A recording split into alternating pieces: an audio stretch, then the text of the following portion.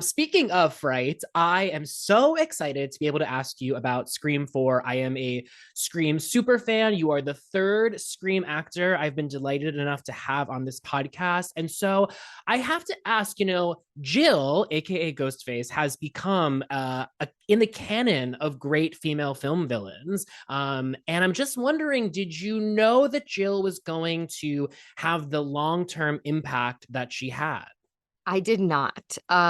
What's so funny about that is it's like again, people see you in a movie and think like, "Oh my God, like so lucky she's in that movie." And which I am so lucky, but I'll tell you this, when that movie was first getting sent out to everyone, they said don't audition. They were like, "You're wrong for the part." So I didn't even get an audition for that movie. They were like, "Maybe you can do like a cameo, get killed off in the first scene, but like you're not right for any of the roles." And I remember being like, huh, okay. And so I go about my life.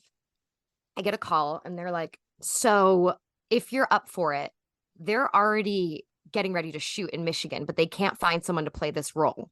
So will you go to Wes Craven's house and he will be on a FaceTime, or it might have been a webcam back then, honestly. Like it was like not like a Zoom. And they were like, you're gonna audition for him at his house, but he'll be on the computer and here's your sides and sign this NDA. And it was the scene at the end. That was the scene where she's like, I don't need friends, I need fans. What world are you living in? I don't need friends. I need fans. Which, by the way, I'm like, I'm like, is Jill a prophet? Like, it's I know. literally the world we're living in now. Yeah, it's true. So I went and I did the audition, and I remember I'll never like I get there.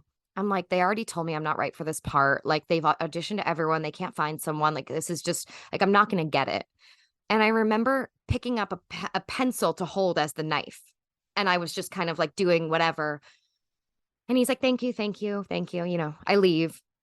I ripped up my pages and threw them in the back of my car and drove off, ready to have like a summer in LA with my friends.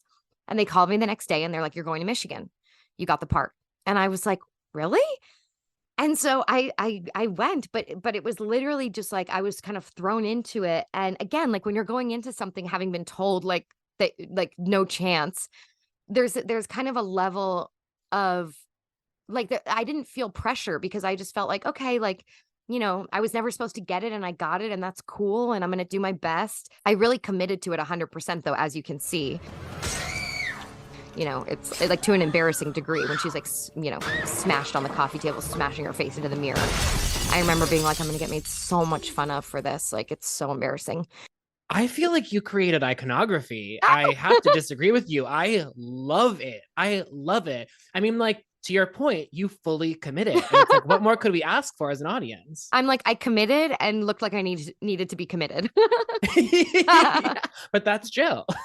It is. And no, but it was cool. And I remember I saw her name's Jill Roberts and I was like, oh, maybe that's a sign. Like we have the same last name.